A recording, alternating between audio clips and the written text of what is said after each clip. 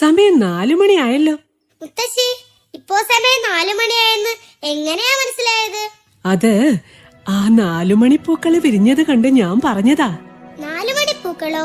അതെന്ത് പൂക്കളാ?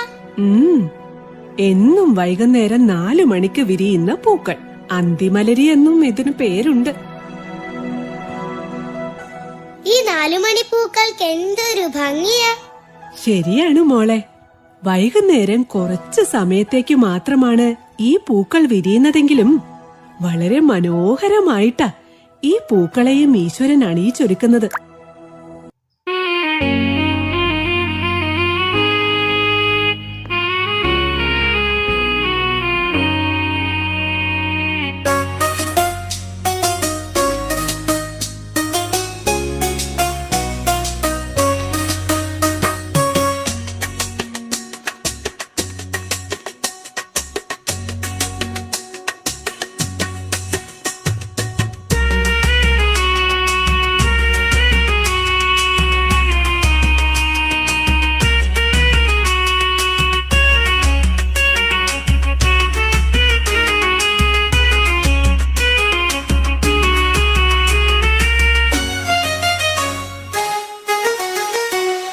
സമയം 4 മണിയായല്ലോ.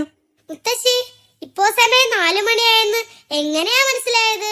അത് ആ 4 മണിപ്പൂക്കള് വിരിഞ്ഞത് കണ്ട് ഞാൻ പറഞ്ഞതാ. 4 മണിപ്പൂക്കളോ? അതെന്ത് പൂക്കളാ? എന്നും വൈകുന്നേരം 4 മണിക്ക് വിരിയുന്ന പൂക്കൾ.